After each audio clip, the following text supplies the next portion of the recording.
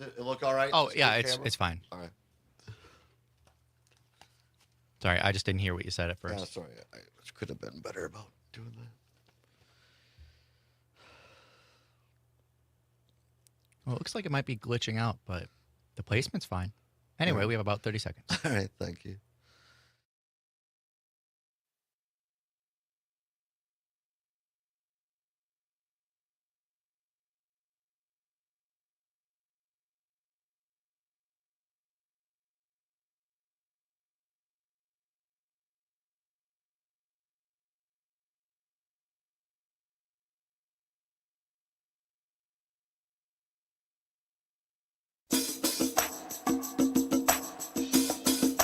From the Civic Media World Headquarters in Madison, Wisconsin, it's the Todd Allbaugh Show. And now, pursuing truth wherever it may lead, here's your host, Todd Allbaugh. Across Wisconsin on the Civic Media Radio Network and streaming worldwide on the Civic Media app. Good afternoon, everybody. Todd Allbaugh along Mr. Aaron Zommers, our producer and engineer. It is Monday, October 27th, 2025. It is a great day to be a Wisconsinite. Welcoming everybody to the world headquarters of Civic Media in downtown Madison. Happy Monday, back to work and back to school. Nice to hear and see everybody. Zommers, how the heck are you? Doing well. Glad to have you here, and seem to be doing better, at least, than last week. I apologize again. My voice is not back in full form, although I rested it for a lot of the weekend. It sounds better. Does it? All right. Well, it doesn't feel right. Right. Not to go and not to make it's not about me, but I feel badly because I know it's difficult when people have to listen to somebody whose voice is not, tuned up, as they say. So I'm still dealing with this salivary gland stone. Yes, you can get stones in your salivary glands. I'm off the Claritin because the antihistamine dried things up too much. So I might be having a little bit of allergies as well. I'm not sure.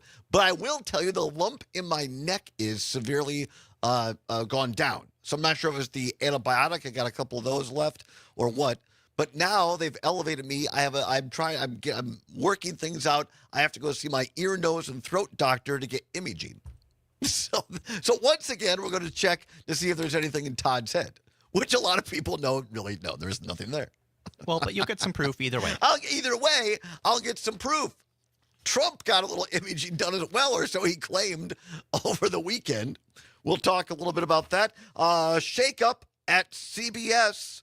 Going to bring you the latest on that, breaking this afternoon. Also, Scott McFarland with an update, speaking of CBS, on the shutdown continues out in Washington, D.C. SNAP benefits for many Wisconsinites will end at the end of this week unless something is done. Donald Trump congratulating Argentina again over the weekend. And at the bottom of this hour, I cannot wait. This is the great thing about Mondays with Matt Nair, is no matter how your weekend went, no matter how much you might be a little down in the dumps that it's Monday, it's brighter because of Jane Matt Nair. She'll join us at 2:35, the host of Matt Nair on Air with her co-host Greg Bach every morning from 9 until 11. That's going to be fun. Absolutely. It's always an amazing time talking with Jane. It is. By the way, for those watching the stream, Facebook, YouTube, Twitter, anytime you see me, your radio and streaming host, take a drink, it's a lovely time for you, the listening and viewing audience, to enjoy a beverage as well. So stay hydrated, folks. Stay hydrated. Hydrate or dihydrate. Here's how much I keep track of this. If you want to know, you say, Todd, well, you just say that you listen to Matt Nair on Air. No. I have proof now in the company chat. Here's how A, how dedicated of a listener I am to Matt Nair, and B, how out of it. Saturday, I just felt completely out of it. I thought, I rarely sleep in. I never pull my blinds, but I'm like, all right, I'll pull my blinds. I'll try to get some extra sleep on Sunday morning. And I slept till like 8:15. I'm like, well, that's pretty good for me. And maybe I'll lay there for a while, lay there another 20 minutes, half an hour, but I got to get up. So I got up, put the water on to make myself a a Chemex pour-over with Wonder Steak coffee, which I happen to be wearing there. These are great T-shirts, by the way, this shirt I have on. And so 9 o'clock comes, 9:06, and I thought, well, I'll dial up Jane and Greg on the old Civic Media app. If you don't have it, download it for free to your Apple or iPhone device. So I loaded up the Civic Media app, and there's some kind of music playing. I'm like, well, maybe things got messed up, and so I went to the next station or the next. I'm like, this is playing on every station. What's going on? So I put into the general chat of the company for all to see.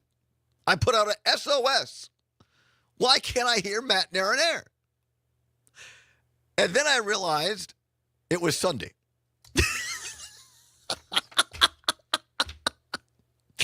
And so I put in the general chat, and it's also Sunday.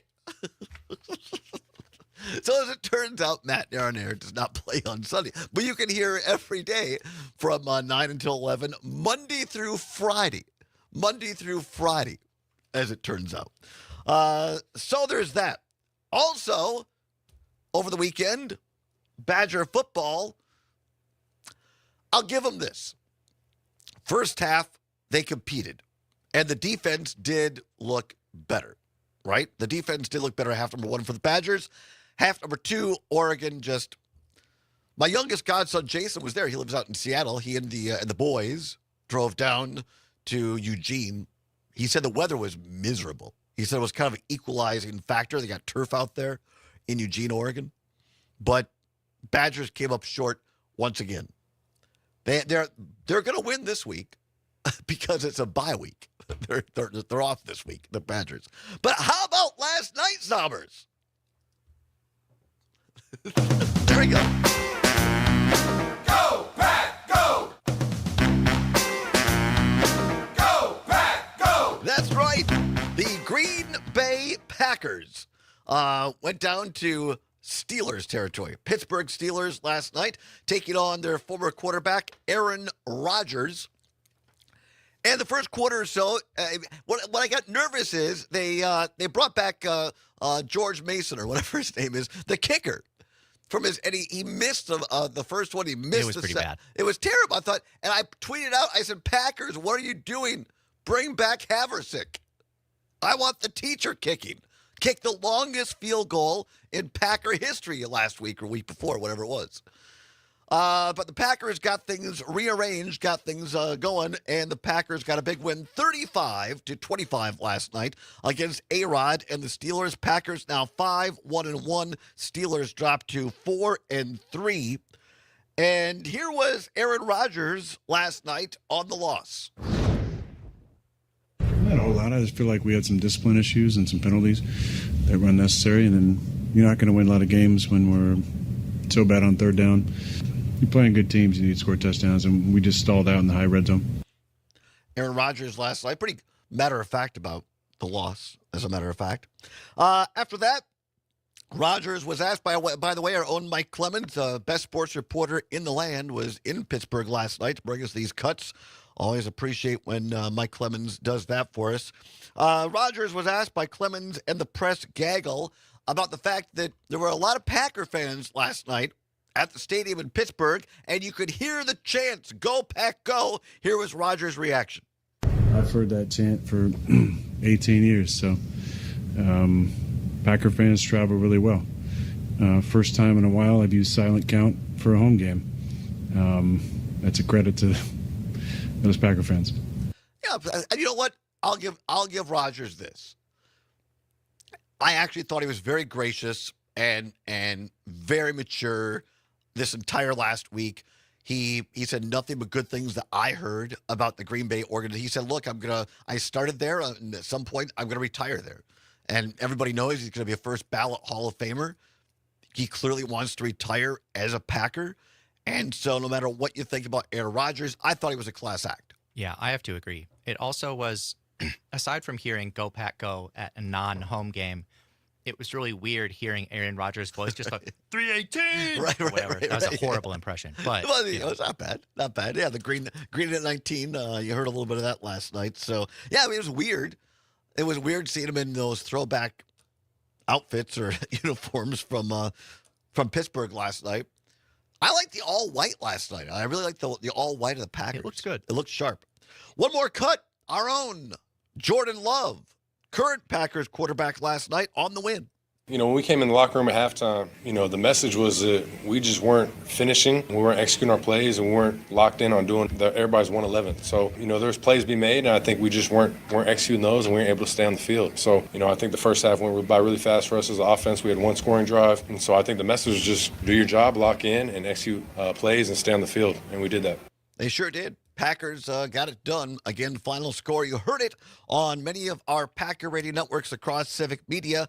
Packers 35, Pittsburgh 25. Packers now 5-1-1.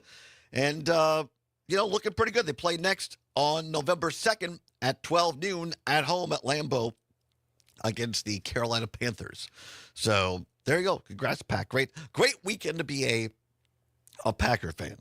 We'll get to Luke Fickell maybe a little bit later in the broadcast. By the way, I was hoping their own Jacqueline Rivera, our HR director, would be here today. She's not. She's not in her office. And so let me start a rumor on statewide radio.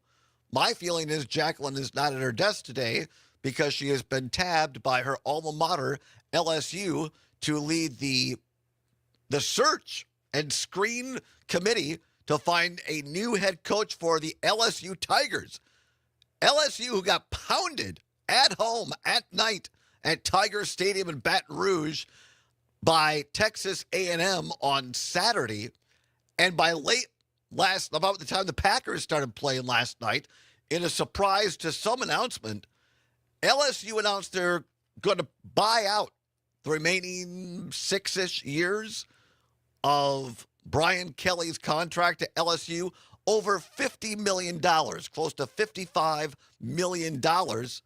They're trying to negotiate with him, but boy, that's probably a bad way to do it. Fire him and then negotiate the settlement. And of course, Jacqueline is a very proud. She's been on this program before. Proud LSU alum. No fan of Brian. I'm sure maybe she's celebrating today, Jacqueline. But she's a human resource director.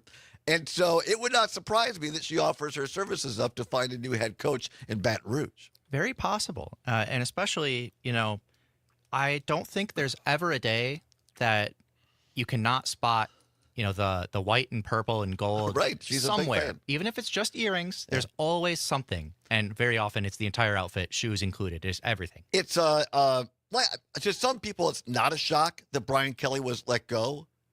But, I mean, again, Penn State pays out over $50 million, $51 million to get rid of James Franklin at Penn State. And now 2-3 weeks later, LSU is in a position where they got to pay Brian Kelly $55 million to do nothing. I mean, he still technically has to try to find a job or be sending out resumes or whatever. But anything, and he could get hired. He could get hired, Brian Kelly, to be an analyst at ESPN for $100,000 a year. And they would have to make up the remainder of that $10 million-ish a year. Which, that's a little bit of money. It's a little bit of money, and it brings up an interesting question, which is Luke Fickell's team now is going on a year and a half not winning a Big Ten game for Wisconsin. It's questionable whether they'll win another game all year. They have 2 wins so far. And I think a lot of people are wondering now, because Luke Fickell was brought in by Chris McIntosh, the AD, athletic director at Wisconsin, to make the splash, to compete for a national championship. They redid Camp Randall, put in heated turf so that they could host playoff games, or the 12 playoff teams. And so far, it's been a bust. So if you say you're going to play, why haven't you fired Fickell yet? The answer might be they can't afford it. So Fickell has gambled, not like NBA gambling, but McIntosh has gambled and so far come up snake eyes. We'll come back, talk about the government shutdown in Washington and how it affects Wisconsin after this on the Civic Media Radio Network.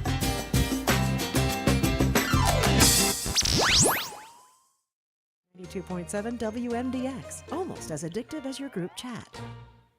Hello, this is Dr. Chris Kammer, the no-drill, no-shot dentist from Victorious Dental in Madison. I heal teeth with medicine, recommended and prioritized by the American Dental Association. I stop cavities by simply brushing antibiotic on your teeth. So no shots, no drills. For a kinder, more humane healing experience at the dentist, reach out to Victorious Dental. We'll help you win the battle for your health, peacefully and comfortably, only at Victorious Dental. Find us at thedrillisgone.com. You're listening to the American Democracy Minute, keeping your government by and for the people. The Trump Department of Justice announced October 24th it would deploy election monitors at 5 California counties on November 4th. DOJ says it is to ensure transparency and ballot security, but most of the counties are heavily Latino, competitive, or lean liberal, and the Proposition 50 redistricting question is on the ballot. In a statement, U.S. Attorney General Pam Bondi said, "We will commit the resources necessary to ensure the American people get the fair, free, and transparent elections they deserve." Proposition 50 would suspend California's Independent Redistricting Commission until 2030, allowing the legislature to gerrymander more Democratic congressional seats, countering 5 Texas seats gerrymandered at President Trump's request. Kern, Riverside, Fresno, Orange, and Los Angeles counties were targeted, largely blue or toss-up counties. Cal Matters reports that Fresno, Kern, and Riverside counties are majority Latino. A poll shows 54% of Latinos support Proposition 50. Governor Gavin Newsom had warned that the Trump administration might deploy ICE agents at the polls, a charge the administration denies. Quoted in Cal Matters, Christian Arana of the Latino Community Foundation said, "These are citizens of this country, and if they are concerned about immigration or any type of federal presence at in-person voting sites, that is alarming." We have more at AmericanDemocracyMinute.org. I'm Brian Beal. About You can 25 find seconds. monster Gracias. savings throughout October at Burlow Mattress of Madison. Save on mattresses, platforms, bed frames, sheets, pillows, and more. American made, locally crafted.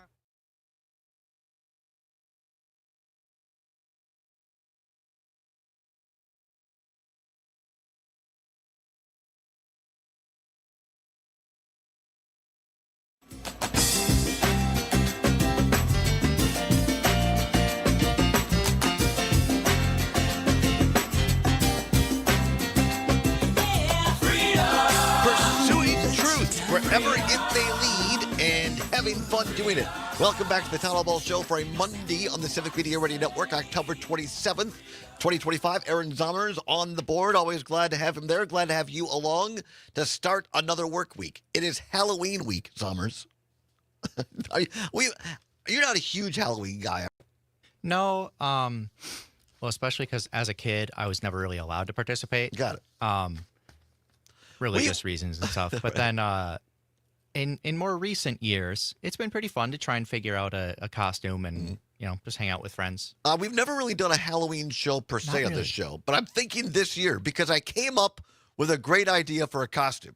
So we'll think on that. We'll meet off stage here after the show. A little bit later, we're going to talk about because Mom is getting. I was back in the RC this weekend. Saw our friend Phil Nee on WRCO. Talk about that a little bit later on in the show. Mom's getting ready for Halloween, and God love her, she's not going El Cheapo. She's got like Reese's peanut butter cups and Snickers. And so she has about 171 pieces of candy. She has done the candy count. And so I encourage Brady and Brandon Ewing to get the kids over there early to get a good supply. Anyway, strike while the iron's hot. that's right. A little bit later, Americans plan to spend an average of $296 for a Halloween this year. Wait, really? And really, I'll break it down for you a little bit later in the show. So Wow. We'll kick Halloween week off with that. Jane Matnair going to be coming up after the bottom of the hour break. Always great to start our Mondays with Jane Matnair. All right, this from CBS's Scott McFarland, one of the best Washington reporters out there. He put this out this morning. I think it's a good little synopsis as we start another week of the government shutdown here in Washington, D.C., explaining part of the implications. Here's Scott McFarland. Hey, good morning. It's Scott McFarland. It's Monday. I can tell you two things for sure. That weekend went by too quickly, and I was up way too late watching the Steelers and Packers. But we're back at it now. at least most of us, are back at it now. Yet again, the U.S. House is out of session this week. They have called it off for another week amid this shutdown. And no matter who you think is responsible for that, if one side is more responsible than the other, it's pretty clear this is having a dramatic impact on people who are there to protect and serve as part of the government each day. The lawmakers still get paid. Some will try to voluntarily surrender their paychecks, but the paychecks keep coming. But for the police who keep those lawmakers alive, they're on the job, they're essential, and their union is saying that they're facing hardships because they're not getting paid. This is the statement issued to me by the head of the Capitol Police Union, representing some of the roughly 2,000 employees of the U.S. Capitol Police. His quote is, "My officers are frustrated right now. This is the second pay period where they will not be paid, and they're feeling the financial pressure. I have officers who are taking out loans to pay the rent and feed their families. I have officers who are borrowing money from family members to make their car payments, pay for daycare, or their student loans." He calls it extremely frustrating that neither side is talking to the other. This is the representative of the Capitol Police who saved the Capitol on January 6th and who protect members of Congress in this highly super-fueled threat environment each day. And it's not just Capitol Police. Spoke over the weekend with the head of the union representing many Federal Bureau of Prisons workers, including the correctional officers and the support staff inside federal prisons who have to help augment the correctional officers as needed. Some are getting paid, she says, some are not. That is going to lead to turnover in a place where they don't need any turnover inside federal prisons. It's also leading to some true frustration with what's happening here. You have people who are there to try to save lives and protect safety and not getting paid. There's a concern they won't stay on that job for long. If so, and there's a concern that perhaps in Washington, they're still a little too tone deaf to this. Scott McFarland, CBS News, posting this morning. I love his reporting because it's very down. You can understand it. And this is a guy that I don't know when he sleeps. I watch a lot of network news. He's doing the morning shows, CBS Mornings. He's on the evening news. He's doing the streaming stuff. He's going to all of these, not all of, but several of the January 6th hearings still continue on, the court cases. He follows the courts. He follows Congress. And he makes the great point that our law enforcement are being hurt by this shutdown. Here in Wisconsin, think about friends and family that are in the military, work in federal prisons, other federal jobs.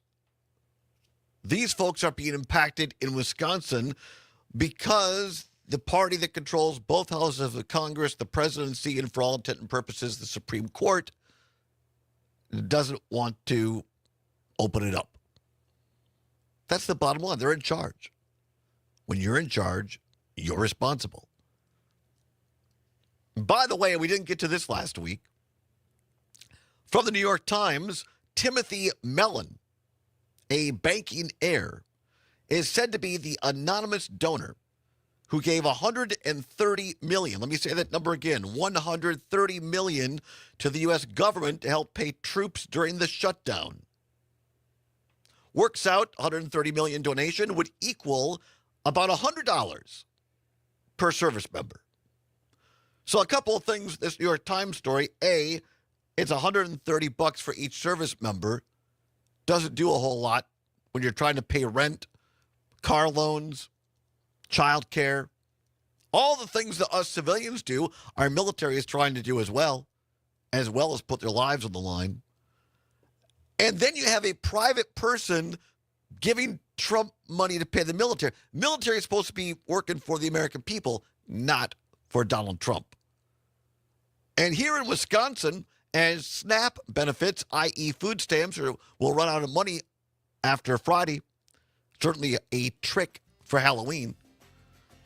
State Republicans in the legislature say, no, they're not going to use our $4 billion surplus to offset that.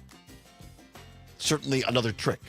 Come back for a treat. Jane Matt Nair is going to be here talking with us about all things in survivor mode, tribalism. Jane tells us about it. Stay tuned now for Pam Yankee and the Farm Report. Come on back. radio for people who mute their TVs. 92.7 WMDX. You're listening to 92.7 WMDX. Jane McNair. Madison's home for the Maggie Dawn Show, Monday through Friday from 4 to 6 p.m. Greetings. Well, Jane McNair, how the heck are you? I am good, my friend. How are you? I like. Oh, you have a lit tree behind you. That's very nice. Yeah, I got to. I thought I should judge this a little bit. Well, it's very nice. Yeah. Oh, thank you. Yeah. My dining room. Ooh. Da da da da da da da da da da da da. I love it. How was your weekend? It was good. It was busy. Errands, lots of errands, lots of doing errands. Not like Aaron Zommers, but ER. No. Oh, by the way, I have a greeting for you from Andrew in Maine, and to you, Mr. Zommers, and to you, Todd. And he can't listen anymore because his work hours changed. So he wanted me to say hello. Well, thank you, Andrew. Well, hello, Andrew. Hello, Andrew. Thank you for passing that on, Jane. Yes. We appreciate that. Da, da, da, da, da.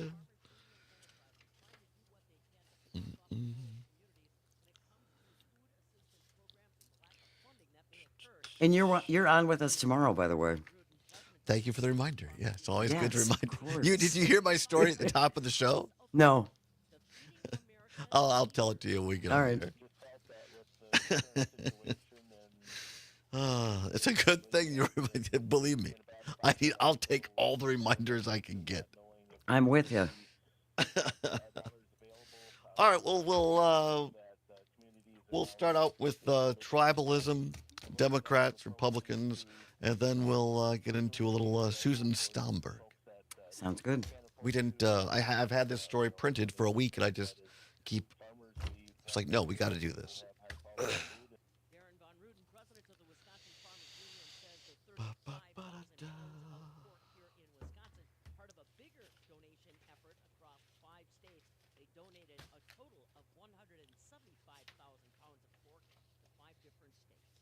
From mealtime to snack time, Pork has got you covered. Toss chops, rice, veggies, and seasonings in one pan Hang on. for a weeknight flavor that gets everyone excited. Or add Italian sausage to soup for instant comfort food vibes. It's flavors worth sharing around the table because when Pork's involved, every meal becomes the main event. For more crowd-pleasing recipes, visit tastewhatpork. Oh, good God. This message brought to you by I look like the Karate Kid. Wax on, wax off. Wax on, wax And it's off. particularly funny the fact that my balding has now gone so far up. I have a bald spot and the little bit of hair I have left up there. Oh, that is so funny. Is that a headband or a... Mr. Miyagi. Yes, it's a Oh, buff. it's I'm not. They were a thing with the marketing department for a hot minute. I'm not sure if they still have, but I managed to get one. Let me check our merch store.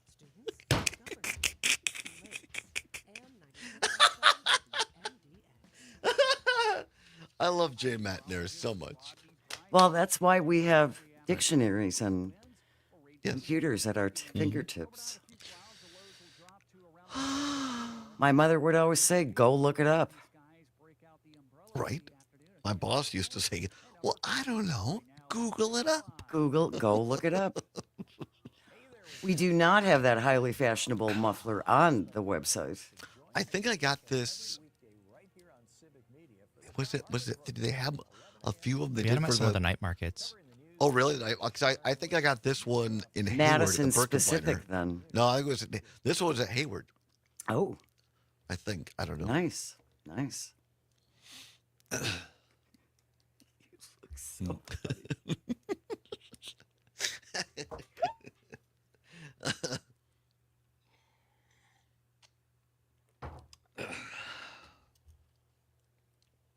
30 seconds. Gracias.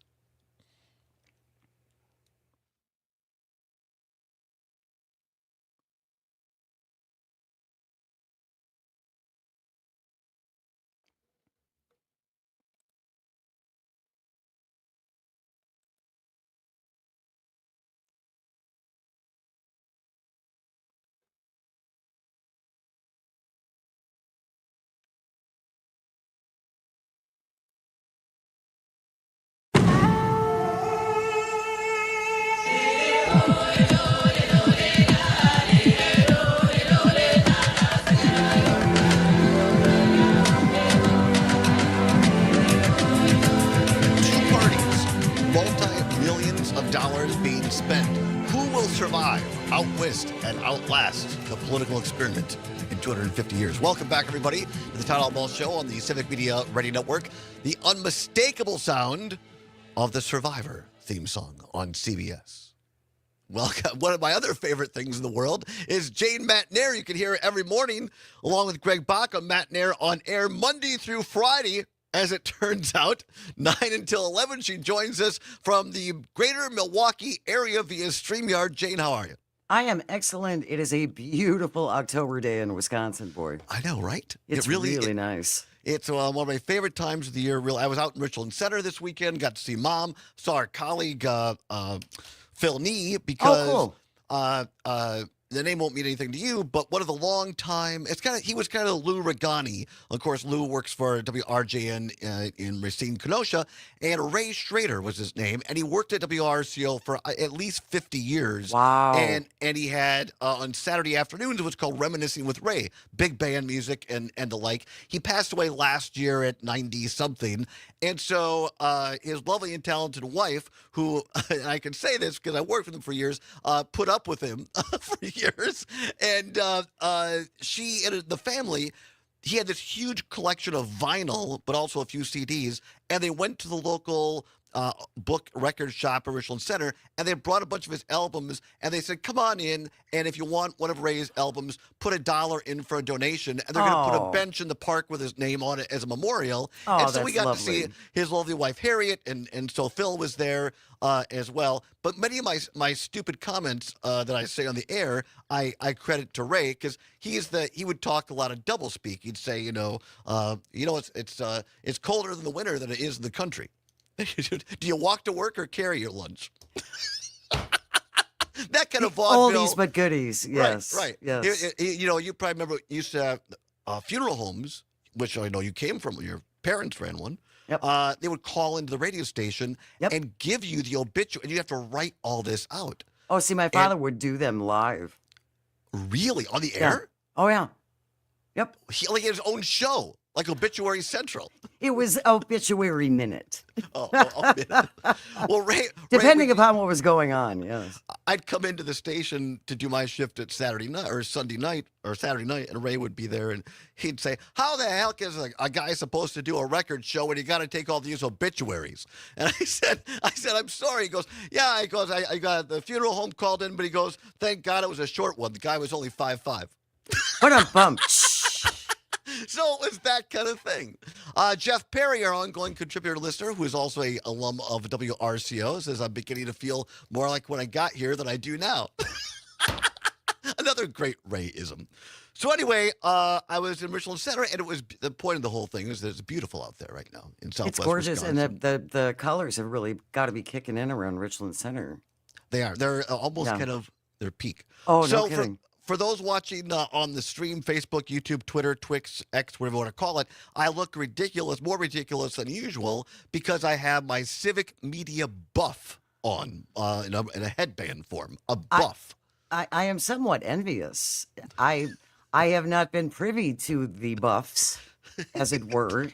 And I'm kind of you're styling it. You're making it not work. Really. Not even with headphones. I look like a very old Ralph Macchio from Karate Kid. That's what I look like. A balding Ralph. Wax on, wax off.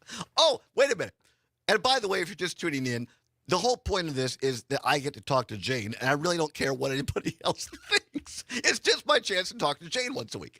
So Sunday, I told this story earlier, so I won't tell the whole thing. But Sunday, I wake up late. I slept and wasn't feeling well. And at 9 o'clock, I hadn't turned anything on yet. I'm making coffee, and I'm like, "Oh, it's 9:05. I should see what Greg and Jane are." There's nothing. It's like music, and then it's like something else. And so I put in the Civic Media all chat. I don't know what's going on with the Civic Media app, but there's music playing instead of Jane and Greg. And about 3 minutes later, I realize it's Sunday. So that's the kind of dedicated listener I am to Matt Nair on Air every morning from 9 until 11. Well, that's lovely. I have relations who aren't that dedicated. I'm telling you. I was very disturbed. I couldn't hear you at 9 o'clock. Don't you hate it though when you wake up and it's the wrong day? When I worked really early mornings, that would happen to me on weekends, and I would wake up at 4:30 in a panic. Really? Because I was a half an hour late for work at that point. Yeah. Yes. Oh, the age thing is fantastic, isn't it? It is. So here's the deal. We played the Survivor music, and I have my buff on. Because the whole point of the thing is I want to talk about tribalism. Because, you have tribes in Survivor that work against. And now, Jane, as you well know, we have a political tribalism. And I thought, well, here, let's talk about a couple of things that both tribes don't want us to talk about. So, first of all, on the Republican side, time once again for a beef update, Mr. Zommers. A beef update? An Argentinian beef update. Oh, right. Don't cry for me, Argentina. The truth is I never left you. That's right. Argentina. We really should have done a rehearsal. Anyway, yes, the Argentinian beef update. So, Jane, here you have Donald Trump on Air Force One, flying somewhere around the world, playing golf, meeting with people, and he decided to congratulate somebody over the weekend. Here's Trump on Air Force One. Results from the Argentina election. It looks like Milei's party. Wow, what a great question that is. I love that question because that was a big win in Argentina. I want to congratulate the victor, and he was a big victor, and he had a lot of help from us. He had a lot of help. I gave him an endorsement, very strong endorsement, and it was really unexpected to have a victory of that. Some people thought it would be hard to win, and not only did he win by a lot. So, all right, that's enough. The point is, here he is congratulating Argentinian president on a victory. He's putting $40 billion in to help their farmers. And last week, of course, Jane, he keeps suggesting that he's going to bring in Argentinian beef to flood the market, to bring down beef prices. U.S. beef producers not so happy, Jane. Yeah, they're not so happy. Although, again, the leader of our country said just the other day that the cattlemen love him, just like the soybean farmers love him, and everyone loves him. And no, they're not happy. And there are so many problems with this. First of all, from what I understand, and I have not looked into this a lot, Argentina has a problem with hoof and mouth disease in their cattle. That is quite serious. Mm-hmm. That is not good. For another, from what I understand, cattle ranchers have finally been fighting their way back from really bad drought conditions they had a couple of years ago, in which it was far cheaper for them to send their cows to slaughter into the slaughterhouse than to continue to feed them because the droughts had been so bad. So they took a big hit then, and now they're finally gaining some ground. And then he goes and undercuts our own farmers, just like he has done to our soybean farmers. And I know one of the things I love about you and Greg and Matt are on air 9 to 11 Monday through Friday is that you bring on people from industries. You bring on farmers and ag people. We did that last Friday. Cool thing. David Umbihan, a former dairy and now cattle farmer in Richland County, joined us from his combine, which I thought was fantastic. Very cool. And to your point, Jane, he said, just like the farmers you bring on your show, that, this is not popular. This is not how you help beef farmers. We're finally able to make a couple of bucks here. And also, by the way, the trade wars are not helping us. And also, by the way, David said, my kids rely on the Affordable Care Act and Obamacare for our health care here in the ag industry. We talked to Darren Van Bruden from the Wisconsin Farmers Union about this a couple of weeks ago, about how many farmers use the ACA, which, by the way, in case you're confused, is also Obamacare. They are the same thing. The same thing could probably be said about SNAP benefits. And the number of people, especially in rural areas, that get SNAP benefits. A lot of folks who work for really struggling companies like Walmart have to use food stamps because they are paid so little. Correct. And of course, we can go to that rabbit hole that SNAP benefits are supposed to expire on Friday. And we finished the fiscal year in Wisconsin with a $4 billion plus surplus. And when Republicans in the legislature were asked, hey, do you think we can make up the difference here for a while? Probably not. As it turns out. No, why would we do that? That's not our responsibility. And I'm sorry, I'm going to sidetrack a little bit here, but that goes back to the whole FEMA monies. So we were denied, Wisconsin was denied FEMA money for infrastructure repairs after the terrible August flooding. This is what he said on the campaign trail. They were going to send FEMA back to the states. The states have to start picking up more of the burden. It's their responsibility. We're only the federal government. It's not our responsibility. And we're seeing this now. He does seem to be, however, being a little bit selective about which states get all the aid and which ones don't. Funny how it works out. You weren't sidetracking at all. You're reading my mind as you always do. We're talking to our friend Jane Matnair of Matnair on Air every morning from 9 until 11 across the Civic Media Radio Network. No, I got the story right in my hands as you said that from Channel 3000 last week. We talked about this when it broke. Trump administration has denied Wisconsin's application for public assistance for Door County, Grant County, Milwaukee, Ozaukee, Washington, and Waukesha County. So it wasn't just, as if that wasn't bad enough, it wasn't just the southeast portion of the state. I mean, Grant County, not exactly a blue voting county over there in southwest Wisconsin. No doubt about it, but I also think that there is a tinge of, well, I hate their governor. Right. Yeah, I do, exactly. because he's a petty man. We're talking about tribalism here with Jane. So that's on the Republican. These are the stories that they don't want us to talk about on the Republican side, the denial of federal aid. And by the way, where's all this big, Republican strength in our Congress? Ron Johnson and Brian Stile and Tom Tiffany. I mean, he wants to be governor for goodness sake, and he can't even get his own president to give us a couple of bucks for FEMA relief. I just saw a picture of Mr. Tiffany on Twitter, and he was slicing a big roast somewhere. So apparently whatever beef he's getting is going good, because Tom, of course, is still getting paid. Right, as it turns out. Tom's getting paid. So, yeah.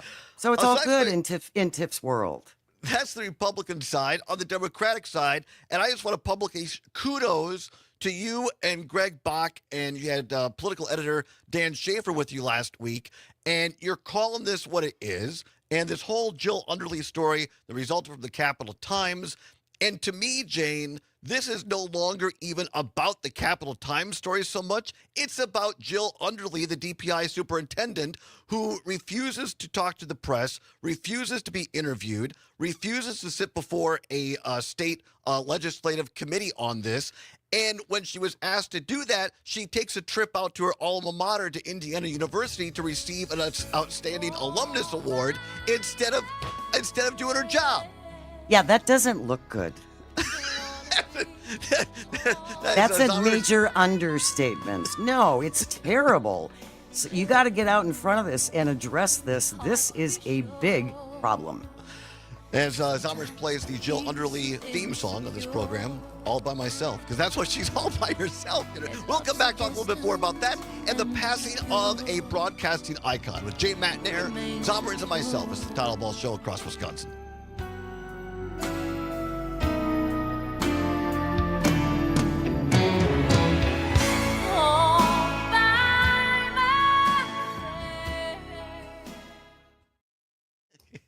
I love that for the Jill Underly theme song. The timing actually worked out, too. Yeah, that is just terrible. I mean, and we said that from the outset. It's like it just gets worse. Have we learned nothing? Do we learn nothing? I know. And I want to just spend a minute or two on the other side on that, because I think it's really important, and I think it's important to the, I could say this is just between you and us, but we're streaming. I think it's important to our network to call things out when it's obvious. Yes, absolutely, and even when it's not always so obvious. Well, yes, that is what we're supposed to do. Yes, yeah. That's why, and this is so insignificant compared to this, but that's why when Gold Bar Bob Menendez, we were the first ones calling for his head. It's like this is wrong. And therefore, there should be consequences for that behavior, even though he's a Democrat. But because that message doesn't pick up nationally, all the MAGA people are still like, oh, but what if Bill Clinton's on the Epstein list? And we're all like, we don't care. If Bill Release Clinton's it. on the Epstein list, he should go to prison. Yes, 100%. exactly. All of them.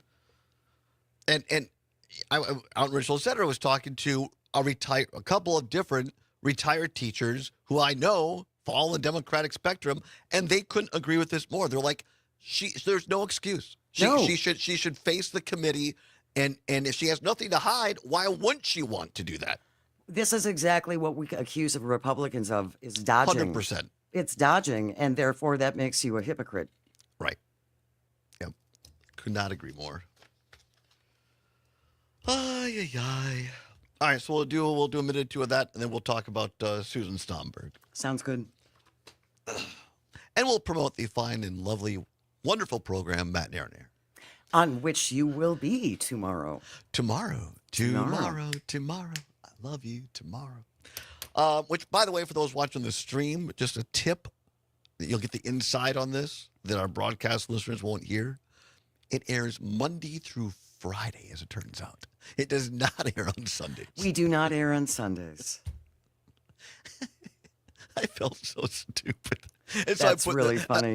Immediately in general chat, I said, and also, it's Sunday. So ignore me. Yes. Hey, it happens. Oh, I just thought, boy, I really need to get away to an island somewhere. Take some days.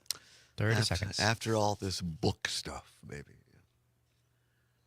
Oh, you've been reading any good ones lately? Is that what you're talking about? Yes, that's exactly what I'm talking exactly. High Fidelity. I highly recommend it. High Fidelity. Yes. Nick Hornby. It's hilarious. 15 seconds.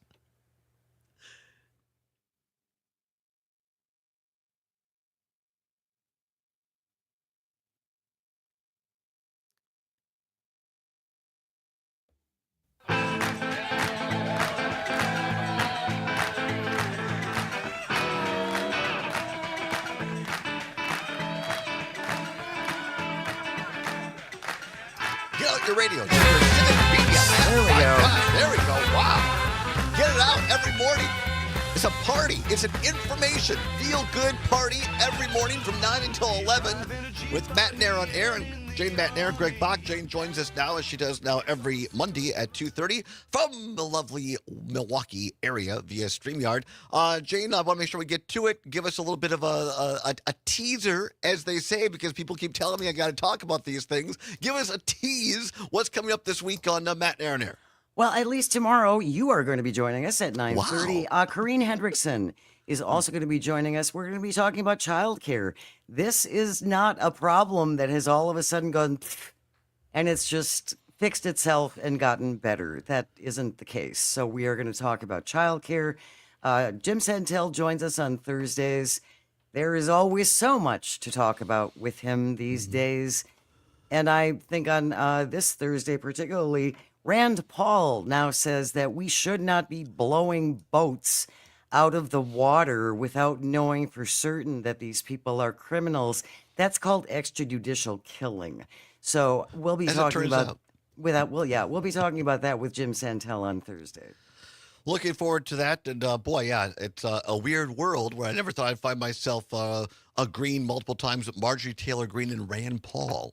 Make them stop. Make them stop sounding logical so I don't have to agree with them. It's driving me crazy. But thank God there's at least a couple of people now and again. True. I'll give them that. By the way, Carmela, listening on WAUK in Milwaukee, says, Todd and Jane, I'm glad you're addressing tribalism, or in your case, anti-tribalism. You're calling out the BS on both sides of the aisle. We need more people in our media environment doing just that. Thank you, Carmela. Well, thank you, Carmela. Thanks, Carmela. It means a lot. Talking about exactly what she said here with Jane, we did the Republican side. They don't want us talking about Trump trying to undercut beef farmers and not giving federal relief to Wisconsin flood victims. And on the Democratic side, this whole issue with Dr. Jill Underly, Jane, the DPI secretary, again, to me, it's no longer or very little about the story of the Cap Times. It's now about the fact that Dr. Underly refuses to be interviewed, refuses to sit before a legislative body, takes off to receive a personal award at IU in Indiana over the weekend instead. And I just, it doesn't matter what side of the aisle. If you're an elected official, I think it's your responsibility to come forward. Without a doubt. And as far as it's my understanding that this award she was supposed to receive had been set up a long time ago, I don't care. I really don't, forgive me, but I don't care, Right. Ms. Underly. It's about priorities. And your priority should be addressing parents who are genuinely and not without reason concerned about this. And one of my big frustrations with Mike Johnson, the Speaker of the House, is considering all of the access he has to information, he is the least informed person on the planet because he can never respond to anything. And now she's doing the same thing by making herself absent. That is inexcusable. You are the head of that. You are the head of that department. You are the face and the authority of that department. She should have come out right away after this hit, right away. Couldn't agree more. And not Democrats not demanding her do so, I think is also wrong. Yeah, the silence from the Democratic Party. Do you see Van Orden's tweet? And somebody I rarely ever agree with, his tweet calling Devin Remacher, the chair of the Wisconsin Democratic Party, the Timu Wickler. I thought that was pretty good. Not a bad line. I want to know if he actually came up with that, but that was not a bad line. I'll give him credit for that one. This is very important to me. And Jane, I want to get your opinion on this as a pioneer in this state in broadcasting for women. And I say that with all sincerity and respect. The great Susan Stomberg, the first woman to host a national news program in this country, passed away last week at the age of 87. She was a institution, National Public Radio. Speak a little bit as one of the early pioneers, one of the first women in this state to really be something on the radio and to maintain that for decades. What does Susan Stomberg's legacy mean to you? Well, for one thing, Todd, I mean, she had a good 30 years before me, so I do nothing but stand on the shoulders of women like her. And the fact that you would equate me in any way, shape, or form with her is beyond flattering, and I think giving me far more grace than I deserve. But back to Susan. Disagree, but go ahead. Think about what the landscape. I mean, there was misogyny and sexism in radio when I entered in the 80s. She entered when? In the late 50s, early 60s? Mm-hmm. When did she start her career? And the incredible fortitude, inner fortitude she must have had to go in every day and advocate for herself and hopefully find some man, because it was predominantly men, who would also advocate for her. It had to be really difficult. It had to be really difficult. I can't imagine. It says on the WISN Channel 12 story from last week, she became the host of All Things Considered in 1972. So In 72, but even right. I mean, even before that, she was still in radio. Right. And becoming the host of something like that on a national scale is huge. So again, obviously she had some advocates and obviously she worked for it, but I'm sure it took her a long time to be taken off of fluffy light stories. Right. You know, which is what they tended to send women reporters into, cover recipes. Right. You know, do that stuff. Cooking Cover stuff, those yeah. stories. Yeah, cooking and those things. And so I have nothing but respect for her. Massive, massive respect for her. I appreciate your reflections. I believe that Susan Stomberg should have some sort of memorial in this country. We should remember her, particularly in our industry. And you know, your humility, that's just who you are. But I know our friend Kristen Bry, who used to be on this network and now is somewhere else in Milwaukee, she gives you a lot of credit for helping her when she came here and to be paired with you. And people know you, know your voice and dedication. And congrats for setting the stage in Wisconsin for women broadcasters, for all of us, but in particular women, Jane. I've been very, very fortunate. I have lived a blessed life, and for which I am very grateful, and it's been a lot of fun. Thank you, my friend. Our pleasure, Jane Matnier, every Monday. We're back after this in hour 2. Thanks, Jane. That was fun. That was awesome, as always. always I appreciate you. You guys take care, Zommers. We'll see you next week. All right, take care. Adios. Bye-bye. Todd, I'll see you tomorrow. See you tomorrow. I'll set Bye. my alarm. Bye. But not Sunday. But not Sunday. Storm no. in the Caribbean keeps on getting stronger. So what did Dick had a question? He was gonna. He was saying that he believes Marjorie Taylor Greene is a canary in the coal mine, and we're like, yeah, right. Plus the storms So do we. and especially the rain. We're looking at 20 to 30 inches for parts of Jamaica. This will bring life-threatening flash flooding, catastrophic mud and landslides across the region, especially in those higher elevations, which could reach up to 40 inches locally in those highest amounts. Even Cuba could see up to 20 inches of rain. House Speaker Mike Johnson says contingency funds are not legally available to continue expiring SNAP food benefits. 42 million Americans will lose them on Saturday. Lawmakers are no closer to voting to reopen the government. But with President Trump talking trade with Japan today and China later in the week, Wall Street's in rally mode. This is ABC News. Catch Farm Report updates throughout the day from the Midwest Farm Report, right here on 92.7 WMDX.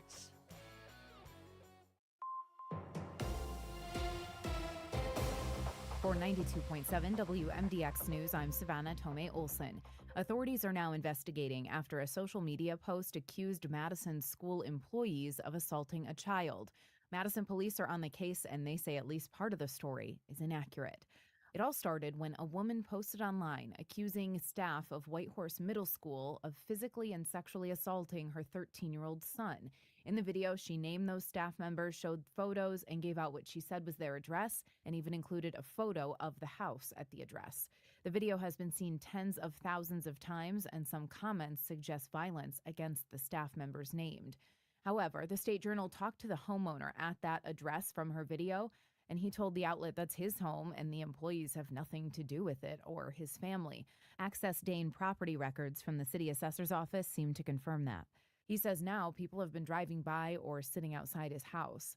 A spokesperson for the Madison Metropolitan School District says they pulled together a team to handle the situation according to district policies, and Madison police say they investigated through the weekend.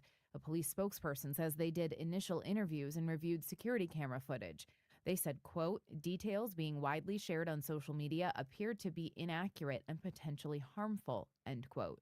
Their statement says they, quote, ask the community to allow us to conduct a thorough and fair investigation, end quote. Of course, this comes after a violent attack in a West High School restroom that sent a student to the hospital a couple weeks ago. Video later published by WISC was incredibly difficult to watch. 2 teens were arrested for that attack and another was ordered to court.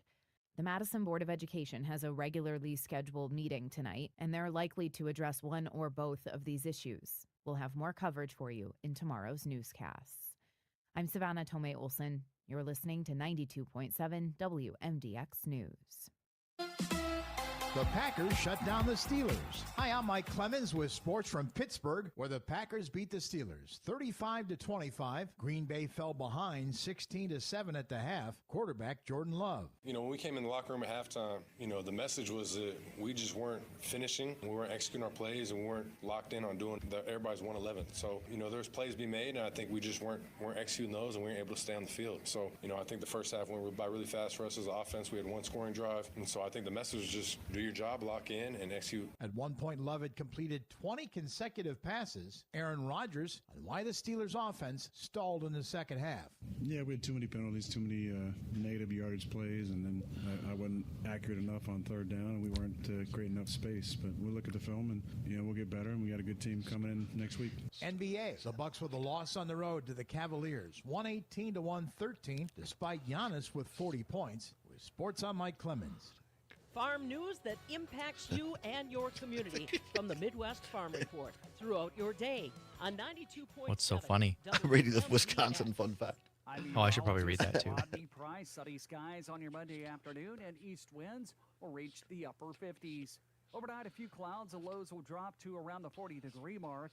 On Tuesday, mostly cloudy skies break out the umbrellas in the afternoon, a chance of showers, and upper 50s. It's 57 at our studios. Nightlight with Pete Schwaba. What is your favorite or least favorite word? Oh, Wisconsin. And it's a superfood. I don't like the word buttress just because I'm immature. Con? My favorite word is scoundrel. I would also say buttocks. I said buttress and you said buttocks. John in Madison says words with silent letters bug me too. Pneumonia? Dumb? Funny because my name is John. Nightlight with Pete Schwaba. Weeknights from 6 to 8 on your local Civic Media radio station and on the Civic Media app. The John and Gordy Show. The leaky boot. Just some of the amazing things that you can see here in Wisconsin. Never know what you're going to drive into next when you go into these small towns. We just get into weird things, big musky statues and giant Paul Bunyan in the dells. We just love 30 seconds. stupidly large, Thank you. unbelievable things and just really...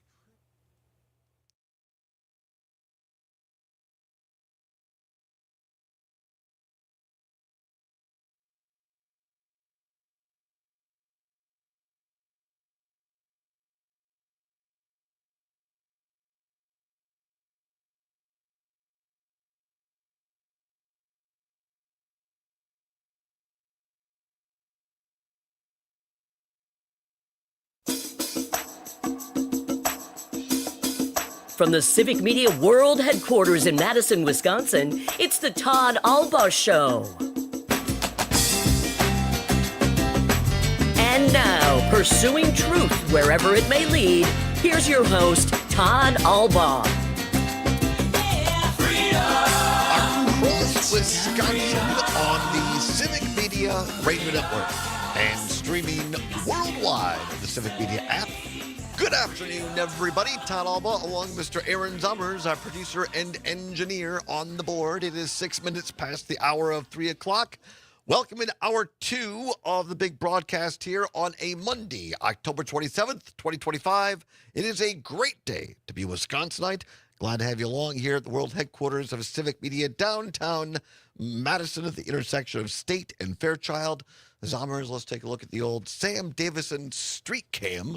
Look at that. A beautiful, beautiful fall day. Leaves, still a few golden leaves on the trees down here in downtown Madison. Sun now kind of lower in the sky, so reflecting off the buildings across the street where many of my coffee dreams died. True story, isn't Many, it? not all. Not all, but many.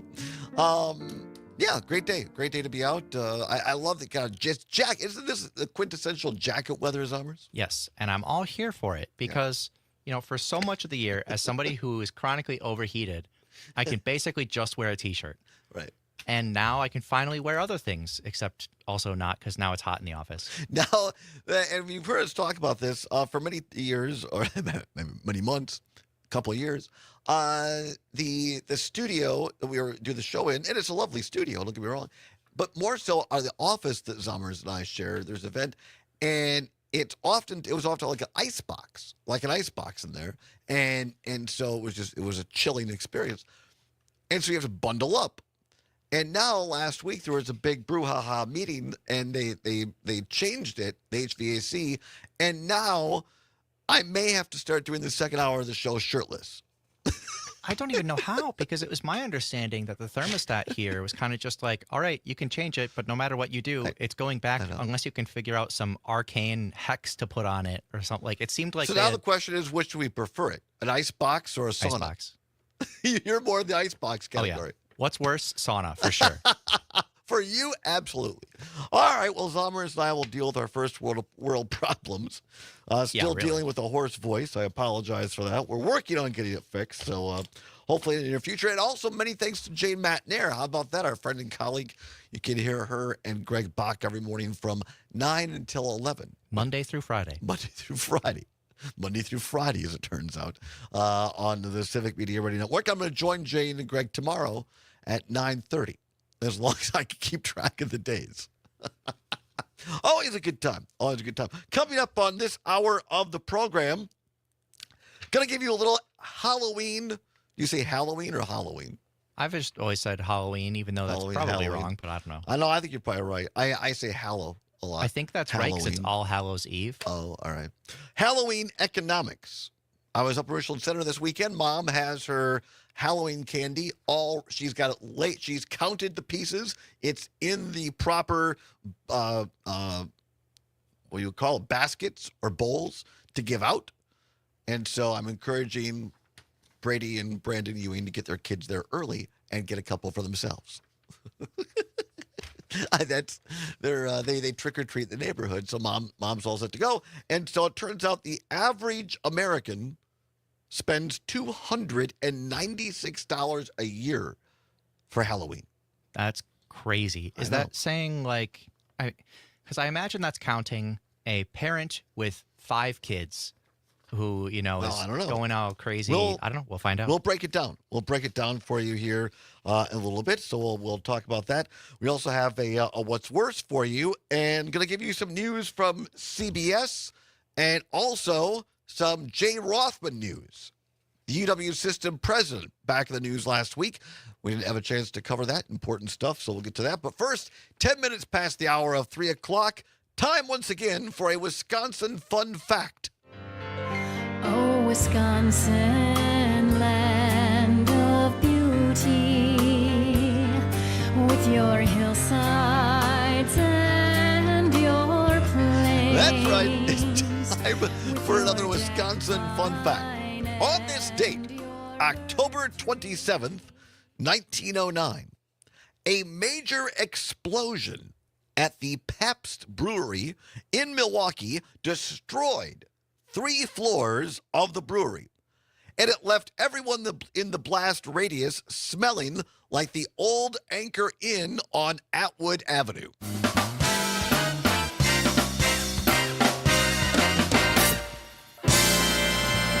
And that's how we play Wisconsin Fun Fact. I didn't know about the blast in the brewery. I didn't. That's either. real. That part's real. The blast at the brewery, don't be confused with the bash at the brewery. That's an event. That's a holiday event. The blast at the brewery, different thing entirely. By the way, did you know it's National American Beer Day today? I didn't know that, but now I'm going to have to celebrate. There's a national day for everything. Our friend Pat Kreitlow and Parker Olson on Kreitlow Up North Mornings. It's just mornings and Pat Kreitlow from 6 until 9 every morning. He was talking about this. It's National American Beer Day today. So raises a glass to the rich American beer making history and those who savor continued traditions. Pour your favorite pint with millions. Enjoy the storied brews across the nation and right here in Wisconsin. I imagine Pat's going to go to Wine and Kugels. Probably. Or maybe maybe go across the lake to the Mallard and sit and, really it's just show research at this point. Oh yeah, for sure. So have a pint of your favorite American or better yet, Wisconsin beer today. Maybe I'll go home and have a little Spotted Cow. I've still got a couple of cans of this year's strawberry rhubarb. Ooh, those are always tasty. Yeah, I don't drink a lot of fruited beers. It's usually just like a straight old Spotted Cow or maybe a High Life, a Miller High Life, the champagne of beers. But when I get the fruity beers, it's hard to beat the strawberry rhubarb from New Glarus Brewing. By the way, I was in New Glarus on Friday. Big shout out and thanks to the Dirty Dog Tap House in New Glarus. Stopping there, Kurt and Florsey took me out for my birthday last week. We had speaking of a couple of pints, we started the evening out at the Dirty Dog, and then we went up the hill to not New Glarus, but Bailey's Run. Thank you, Bailey's Run Winery, and the distillery there is open as well as the winery. And we went to the distillery side where they do a great Friday night fish fry. So I had some great fish with Kurt and Florsey. So many thanks to them. That was a good time had by all, as Ken Lewis is fond of saying. What should we do here? Should we do the thing or should we do something else? I don't know what. Because I want to get let's get into this a little bit just for a minute. We'll try to come back to this a little bit later on in the show. News this morning, late morning or a little afternoon today, and I'm sad to hear this, sad to read it. It's in USA Today on the online version. CBS Evening News is going through another shakeup. John Dickerson, who took over as the co-anchor of CBS's Evening News broadcast in January, following the departure of Nora O'Donnell, is leaving the network at the end of the year. Dickerson shared the news on an Instagram post today. Quote, I am extremely grateful for all that CBS gave me, the work, the audience's attention, and the honor of being a part of the network's history. And I am grateful to my dear colleagues who made me a better journalist and a better human. I will miss you, Dickerson wrote. He also serves as CBS News' chief political analyst. He did not share a reason for his departure, but will continue to co-anchor the CBS Evening News until the holidays. The CBS are, according to the network. The news comes weeks after Barry Weiss was named editor-in-chief of CBS News, an unconventional pick for the role. My editorial comment, to say the least, given her lack of experience in broadcast journalism. Weiss founded the Free Press, a media company that was acquired by CBS's parent company, Paramount Skydance, and was previously an op-ed editor and writer for the New York Times. Dickerson's departure also marks the latest big change at CBS Evening News after O'Donnell left as anchor in January. She announced her exit in July of last year when she said it was time to do something else after 12 years at CBS. She's now one of the people at 60 Minutes. Dickerson anchors the current edition of CBS Evening News with Maurice Dubois as they replaced O'Donnell earlier this year. I think this is a big loss for CBS. And, of course, we've talked about this at length in the show, the changing national media, the legacy media. John Dickerson was one of the straight shooters. His mom worked at CBS News back in the day. He took over, of course, for Bob Schieffer initially at Face the Nation when Schieffer stepped down, and Dickerson did a great job with that. And then they had to shake up after Charlie Rose got caught up in the Me Too movement.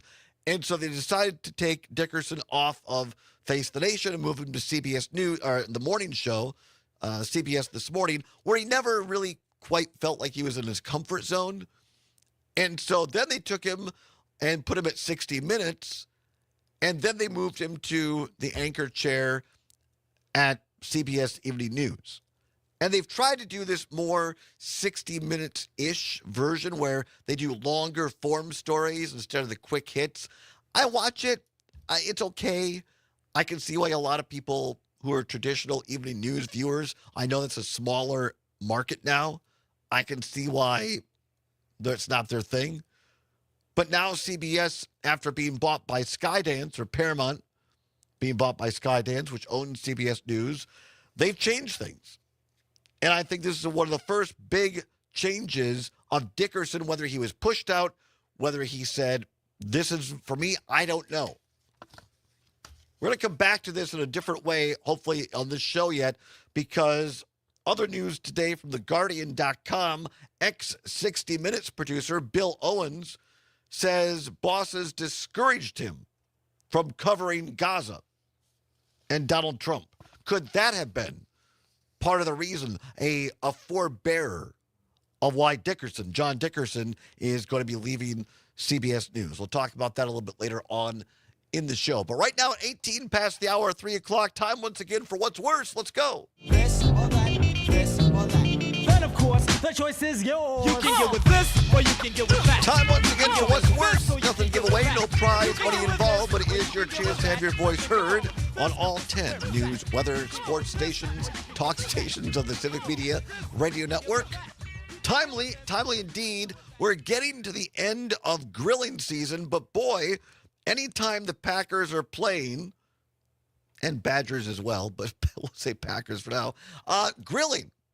I mean, how many great tailgates do you have at Lambeau Field? Or people just get together and say we're going to tailgate in our garage on the big screen and watch the Packer game. And one of the main things, Summers, is brats. People love it with this state to grill a brat. Oh, absolutely. My favorite version of tailgating is when you're out ice fishing and you bring a grill out, and it feels so good because you're so cold.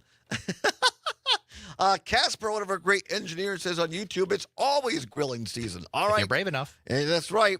So here's the category today. What's worse, Johnville brats or Clemens brats? Johnsonville brats or Clemens brats? What's worse? 855-752-4842. 855-752-4842. You can also text us on the Civic Media app. I know I'm getting myself into controversial territory here, but we'll ask the hard questions. Johnsonville or Clements Brats? What's worse? We'll discuss it after this. 855-752-4842 and tell you about Halloween economics later on as well. It's the Allbaugh Show on the Civic Media Radio Network.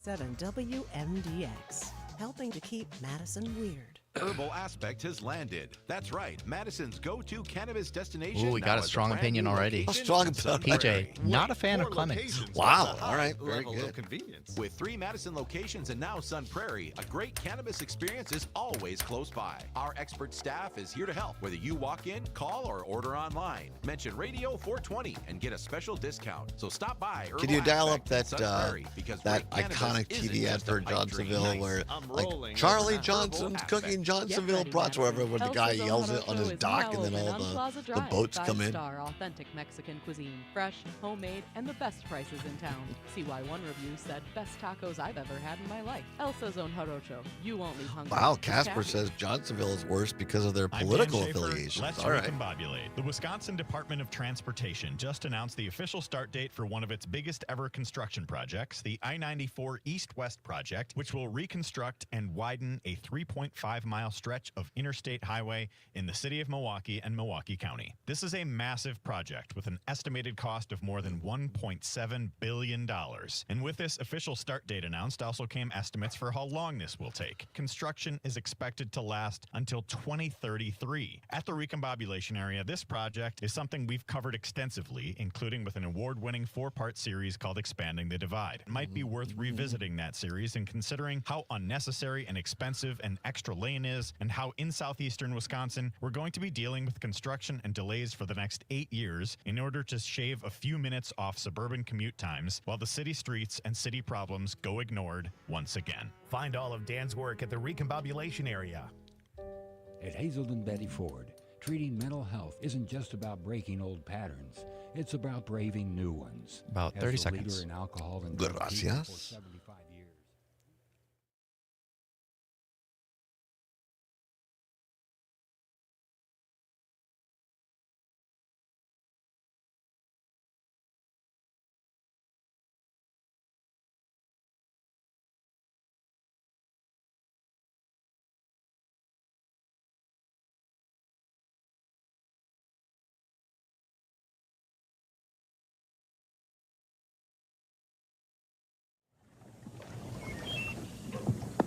Hi, Charlie.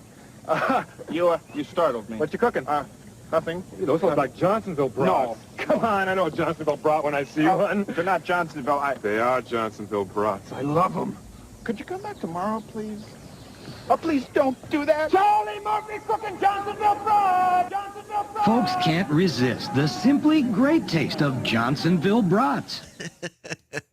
One of the most iconic television ads in the state of Wisconsin. The Johnsonville brat ad where the guy yells it off the dock and all the boats come in because Charlie Murphy's cooking Johnsonville brats. I love that ad. Me too. The guy who yells it off the dock, at least in this version of the video, also really looks like a guy that my dad goes fishing with. So that's really? funny too. That's really It's funny. not him, but it looks like him. Welcome back to the Todd Allbaugh Show on the Civic Media Radio Network. 23 minutes past the hour of 3 o'clock. Asking today is what's worse? The category is Johnsonville brats or Clements brats. Johnsonville brats or Clements brats. 855-752-4842. 855-752-4842. Mark in Prairie du Sac on the text line says, depends. Is Charlie Murphy cooking them? I hear Johnsonville, and I remember that annoying commercial. Yeah, he sent that in before we played this, so it seems like he remembers it a little differently than you do. Well, it's one of those things. It's like a song. It gets stuck in your head. And then people just keep saying it over and over and over. You know, what are you cooking today? Oh, we got some Johnsonville brats. Hey, so and so's got John. And then people get goofy with it, and that annoys some people. I find it kind of funny. Lots of I love it when we hit on something that people have strong feelings for. We're going to get to all these, so give us a call, 855-752-4842. 855-752-4842, or you could text us on the app. Download it today at your Apple or Android device. Go to your app store, type in Civic, C-I-V-I-C. Media takes less than a minute to download it. It is free. It's what Gail King at CBS, for now, calls a deal. Let's go to Tom, listening on WMDX here in Madison. Tom, Johnsonville brats or Clemens brats, what's worse? Tom, are you there? Hello, Tommy. Well, hello. You must have lost him. But Tommy. Tom, text back or call us back. Before, I can also just share what he said. Well, let's wait till he calls back. Let's wait till he calls back. Let's go off to the stream here. And PJ, very strong opinion here, says Clements are throw-up emoji. So I guess Clements are worse. He says you can. I did not know this. PJ on YouTube says you can taste the difference between the two brands, and Clements has a really weird, in my opinion, fake taste. Now, I didn't know a brats could have a fake taste. We may anything can have a fake taste. I think we need to run this up to the 12th floor. I think we need a budget for brat summers, and we need to do a taste test on the show. I think that's absolutely what we should do. Because we don't want to be putting out misinformation. Exactly. It's for you, the listeners. Right. What's worse, Johnsonville brats or Clements brats? 855-752-4842, 855-752-4842, or text us on the Civic Media app, YouTube, Twitter, Twix, or Facebook. Casper on YouTube says Johnsonville is worse only because of their political affiliations. I did not know that. Now, see, and I'm kind of I was going to use a word I probably shouldn't on the air. I'm kind of a weak need on this because, I don't know. I mean, I'll buy some products based on a company's political affiliations, but if it's like something I really, really like, it's pretty hard for me to boycott something because, like I don't know, like Reese's peanut butter cups. I'm not going to stop eating those because of if I'm not even sure what their affiliation is. It's a lot easier when it's stuff you've never had. Like I've never been to Chick-fil-A, and I just won't. Right. I don't know what I'm missing out on. No, that's a good okay. right. If it's something you really like. But I don't know. Good point. PJ says you can taste the difference. Oh, we already read that one. Heather checking in up there in beautiful Chippewa Falls, listening on WCFW, The Tap, says, wow. And this is, I've not heard this yet. Johnsonville or worse, she says. The last 2 packs we purchased do not cook right over the fire. No more pop of the skin. They're dry inside. Terrible. We found out. Is this true? They recently, Johnsonville, changed their recipe. I have been a faithful customer. No more. Yuck. Wow. Strong opinion from the little sister there. I didn't know that. I did not know that. What's worse, Johnsonville or Clemens brats? 855-752-4842. 855-752-4842. Let's go to the text line. Dana in La Crosse on WLCX says Clements just tastes like lesser quality. The texture as well. It seems they fill their sausages loosely compared to other companies. Well, all right, their texture is important. Like, I don't like a brat that's like lumpy inside, like the meat's lumpy. I like a smoother inside brat, if that makes sense. Right, yeah. A little. Right. Yeah. So you like it more ultra processed, if you will. Not necessarily. I don't know, maybe. I'll tell you this. I like a well-done brat. Like, if that thing is, like, almost black, give it to me. Because I like a crisp. Well, I hate. The crispiness is like, nice. I hate, like a pale brat. Looks like it's never seen sunlight, you know? And then when you bite into it, the innards come out, and then you're left with, like, you're left with a skin on the front of it. It's just, you don't want that. No, it's definitely, when it's, like, boiled. Oh, yeah, I don't want to boil. You can boil it before, but put it on the freaking grill and grill that baby. Brett and Brown Deer listening on WAUK in Milwaukee. Now, this is great. He says, I lived in Germany for 3 years, and Johnsonville brats are more like the German brat, but I love them both. I'll say Clemens is a tiny bit worse. All right, Brett, I wonder if that was pre or post changing of the recipe there for Johnsonville. Chris in beautiful Sun Prairie, listening on WMDX, says Johnsonville brats are the worst because they have MSG in them, which is different than MTG. Marching Taylor Green. Yeah, I mean, it is. All right, more. We see you on the lines. Do not hang up, as Matt Flynn likes to say. What's worse, Johnsonville brats or Clemensville brats? Clemens brats. I'll get it straightened out. Farm News is next. More on the other side. It's the Allbaugh Show on Civic Media. 92.7 Clemensville WMDX. brats. The That's Mad City right. State of Mind. They've combined companies. They're Madison, Clemensville Wisconsin. brats. Students, By the way, government, lakes, and looks like 92.7 let me see. WMDX. Ralph Steyer, the founder of Johnsonville, has donated to Scott Walker. Oh, really? And Wow. other Department of Republicans. Agriculture, Trade, and Consumer Protection. In some cases, the Did he- increase did he, would be up to 1,700%. donate to any Democrats? And while DATCAP has the rule-making authority to go through I with don't its proposal, think We don't the know. state I legislature don't know. is setting This up a article bill from to keep 2011 prices where they are for Wisconsin does not livestock markets, go super dealers, far. Can truckers, you and find ultimately online producers. Bob I'm Euchre doing a Stephanie Huff, Usinger's along Brock with you on a commercial? Does that Monday. exist This anywhere? is the Midwest Farm Let's hear a little Report. you. Representative Thank you, Chad Travis Stoughton, for Tranel that. That's chairs good. the Assembly Agriculture Committee. He tells us more about the legislation he's helped author to combat a potential fee increase. That would put the current fees into statute, meaning Found that several. that's- See here, we've got Ja. Frische Leberwurst und Braunschweiger. Usinger macht sie heute ebenso gut wie vor 100 Jahren in Deutschland. Nur Fleisch. Okay, that one told me it had Bob Euchre, but it clearly doesn't. No.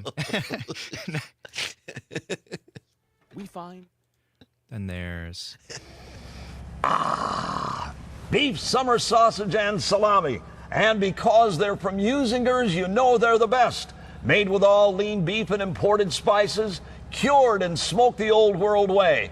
Because quality has been Usinger's #1 ingredient for more than a century. Yeah! Made right here in Milwaukee since 1880. Usinger's, America's finest Worcester. Yeah? Yeah! Yeah! You. That's pretty good. And then there's also Of the Feinschmecker. Okay, Tony, what do we got today?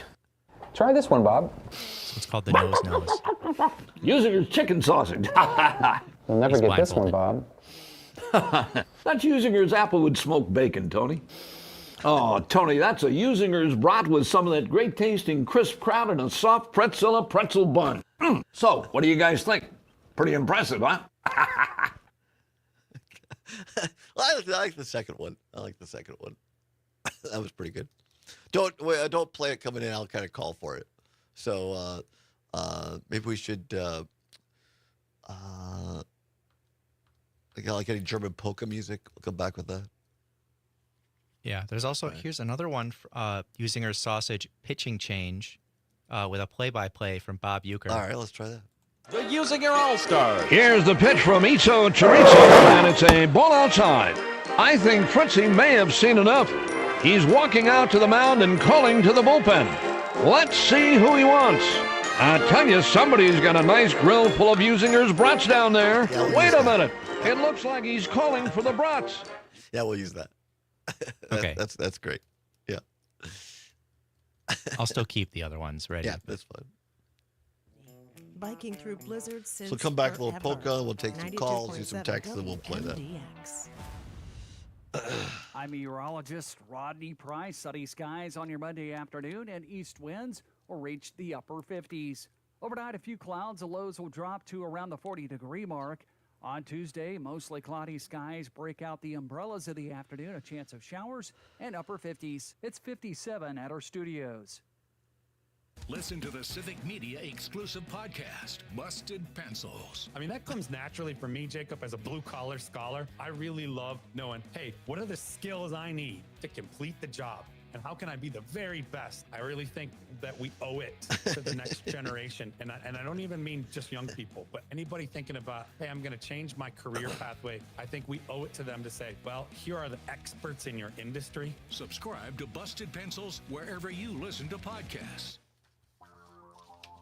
Join me, Tom Hartman, each and every weekday from 11 a.m. to 2 p.m. for the Tom Hartman program right here on Civic Media. I talk about the issues that all Wisconsinites can get behind, from unrigging our economy so it works for all of us, not just the billionaire class, to improving our representative government, to delivering on the promise of we the people.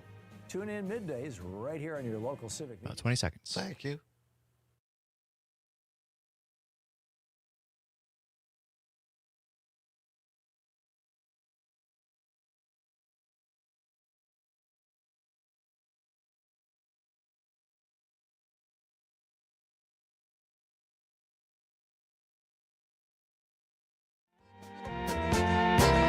In heaven there is no beer. That's why we drink it here.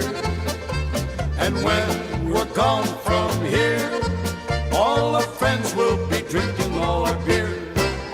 Welcome back to the Todd Allbaugh Show on the Civic Media Radio Network. 35 minutes now, past the hour of 3 o'clock. It is National American Beer Day. Nicely done there, Zommers.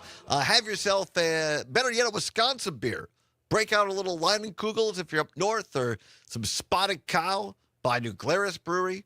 All kinds of other great local breweries across the state of Wisconsin. Enjoy a Wisconsin beer. And what goes better than with beer than a brat, Summers? A brat and baseball. Oh, and baseball. All right, that's fair enough. We're going to finish up a little what's worse here for you, and then we're going to get into a little bit more serious news. We didn't have time last week to get to this. A story in the Wisconsin State Journal on UW System President Jay Rothman. Sounds like every time I say his name, Jay Rothman, in the back of my head, I hear the Darth Vader music. Dun, dun, dun, dun, dun, dun. Yes, that's very true. Nicely done, Thomas. Because when you hear Jay Rothman, you know your campus is going to be closed. If you see him, and he doesn't, but he sends out like Darth Sidious, his minions, to visit these satellite campuses. He doesn't. I am the campus.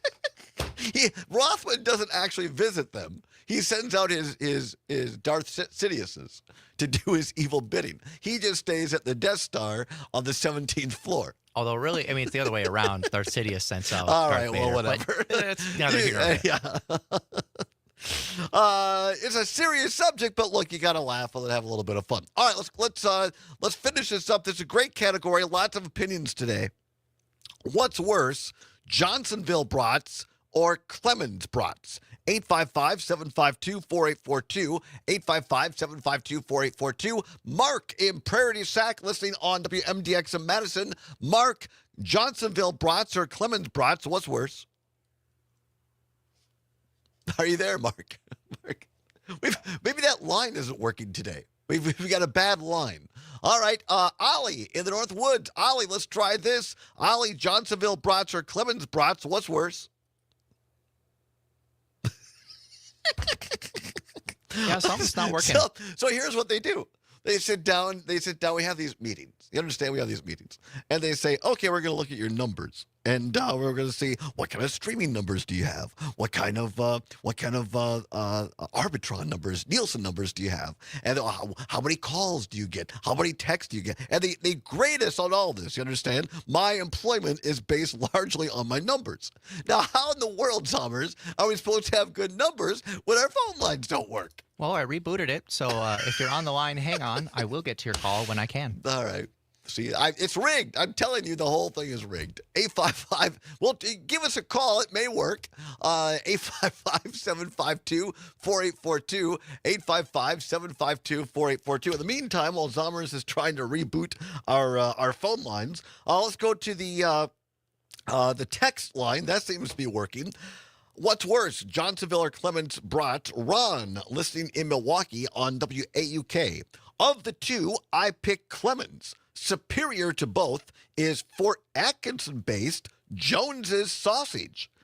Well, all three seem to, my senses, to have fiddled with their recipes as they jockey for market position. Jones is increasingly hard to find in the Milwaukee area, and the only reliable source are Century food stores, themselves a waning presence. Now, there's a connoisseur of brats. Ron, listening in Milwaukee on AUK. Thank you very much, Ron. This is the What's Worse category. What's worse, Johnsonville or Clemens brats? Try the phone lines, 855-752-4842, or text us on the Civic Media app. Let's see. Judy, listening in beautiful East Troy on WAUK Milwaukee, says, I was raised with Usingers and Clemens, not Johnsonville. All right, very southeast Wisconsin there. Dana, up on WLCX in beautiful La Crosse along the banks of the old Mississippi River, says Clemens just tastes like lesser quality. The texture as well. Oh, I think we read that one already there. We got Chris. All right, so let's go. Let's try the phone lines here. We've brought in the voodoo doll to try to fix this. Mike in Spring Green, listening on WRCE in Richland Center. Mike, Johnsonville brats or Clemens brats, what's worse?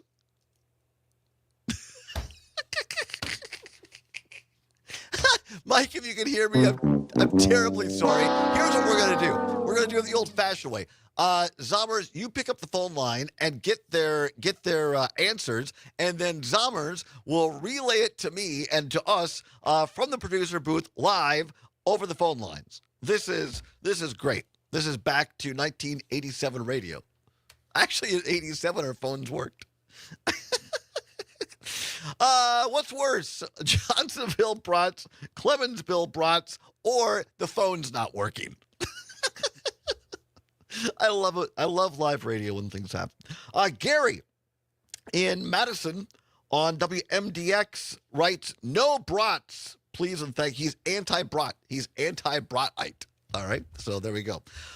This is fantastic. Now, this is somebody who really knows what's going on. We have a caller here, I believe, Ron. No, not Ron. I'm going to go to Chad. Chad in Stoughton, listening on WMDX. Chad says, Mr. Baseball's Usinger brats are the best. Not a fan of Clemens flavor. Johnsonville suffers from shrinkflation. And no longer hangs off the bun. The monster truck of brats, the bigger the truck, the smaller the brat. From Chad in Stoughton. That was the best text of the day. Now, Chad brings up Bob Uecker, Mr. Baseball. So Zommers dug this up over the break. One of the great Uecker commercials in Usinger's history.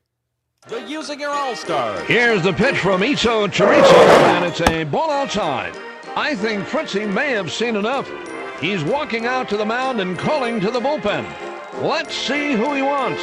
I tell you, somebody's got a nice grill full of Usinger's brats down there. Wait a minute. It looks like he's calling for the brats. Yep, I tell you, any time is a great time for Usinger sausage. Hey, buddy, throw one of those up here. Always was a great receiver.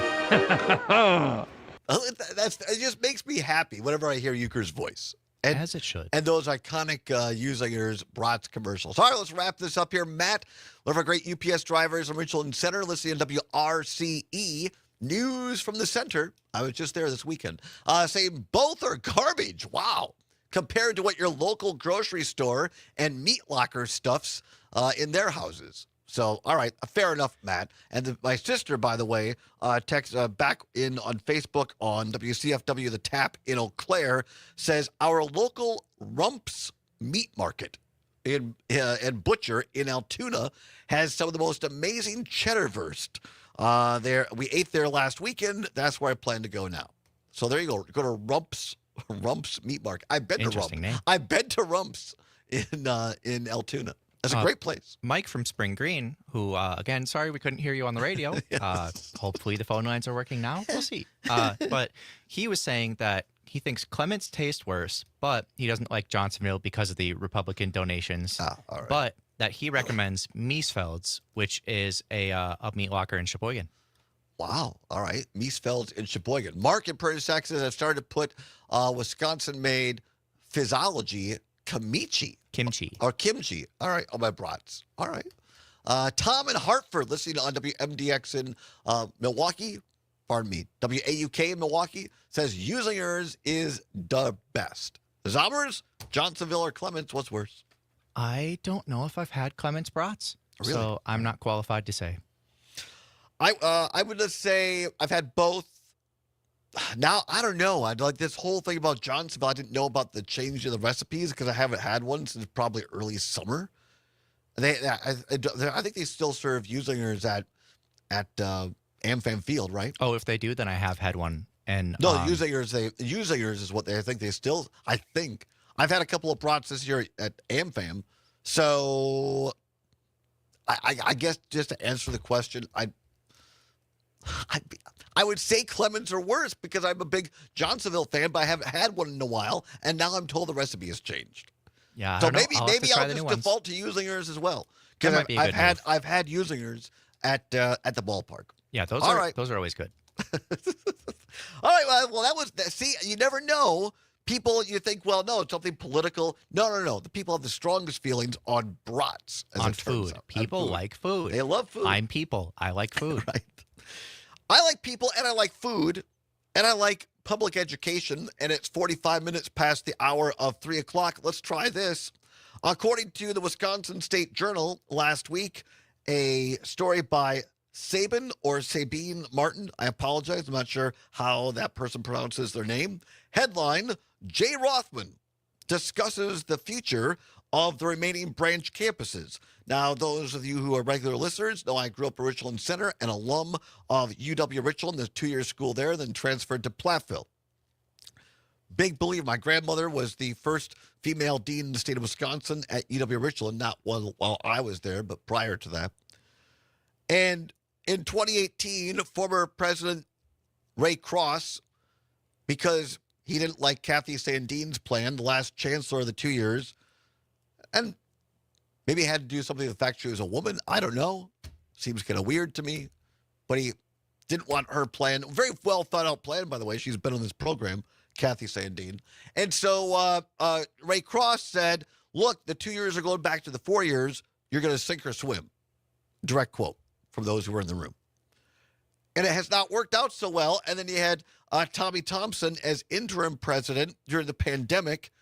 He got accolades how he handled the pandemic, and he really wasn't there long enough to really address this 2-year issue. He did, Tommy Thompson, by the way, while he was interim president of System. He actually went to UW Richland and listened, but he goes, look, I'm on my way out. I wanted to stay. Board of Regents didn't want me to, so it's going to be the next person's responsibility. So the Board of Regents, the majority of whom have been appointed by Democratic Governor Tony Evers, they decided to go outside of education and hire an attorney. What could possibly go wrong? Let's hire a big old named attorney, the head of Foley and Lardner, and he'll run our education here in Wisconsin. Well, what do high-priced lawyers do at big firms? They cut. They're very non-emotional. And so the Board of Regents brought this guy apparently to cut. And now we're seeing the closure of half of our 2-year branch campuses. The latest last week was UW Baraboo in Sauk County, just below Wisconsin Dells. So the State Journal said he won't come on this program. We've invited him, Jay Rothman. He's cloistered on the 7th. You know who would make a good pair? Jay Rothman and Dr. Jill Underly. Neither one of them want to come into interviews or face the media or face the public. Maybe that's it. Maybe Zomers and I for this Halloween will go as Jay Rothman and Jill Underly. Maybe. Who's who, though? Oh, I want to be Underly. Maybe that's the Halloween costume this year. Anyway, Rothman stays sequestered, and they handle him just like a politician. They bring him out to quote-unquote town halls, but only invited people are here.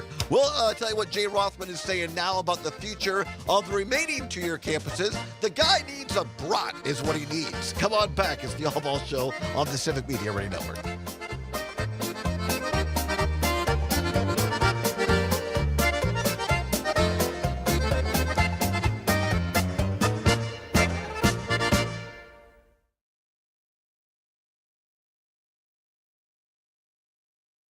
Hello? Well, it's still not working. Testing 1, 2.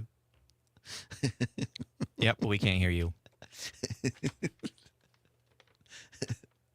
I'm actually, for those watching the stream, I'm actually enjoying this. See, I actually enjoy when things go, well, I shouldn't say always, but like if we had a big interview set up, that would have been problematic. But if it's just being, fun, got to roll the punches. WMDX, long may you wave. We were in the bottom 10 states for creating jobs and for entrepreneurial activity. Is Representative Tom Tiffany right? Does Wisconsin rank among the bottom 10 states in job creation and entrepreneurship? Yes, although not in every business climate ranking. National Business Capital, a business lender, ranked Wisconsin 42nd for starting a business, while Simplify LLC, a publication serving startups, ranked it 43rd.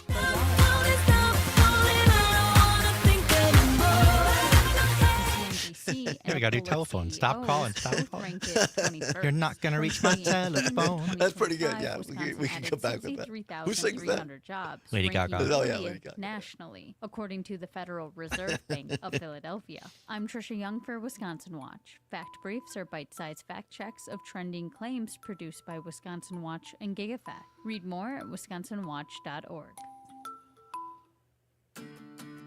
Saturday mornings at the farmers market on the Capitol Square isn't just grocery shopping. It's a Madison institution, like Saturday Badger games, Tuesday City Council meetings, and your drive with 92.7 WMDX. We're part of the rhythm that makes Madison home. Real news and great conversation. WMDX. Time out. All right. Remember, we're a team that plays together. Listen, the winning will take The lyrics for the part I'm going to play are, you can call all you want, but there's no one home, and you're not going to reach my telephone. Out in the club, and I'm sipping that bub, you're not going to reach my telephone. That's fantastic. Comes together. This message presented by the WIAA and the Wisconsin Athletic Directors Association. You can find monster savings throughout October at Burlow Mattress of Madison. Save on mattresses, platforms, bed frames, sheets, pillows, and 30 more. seconds. American made. Locally.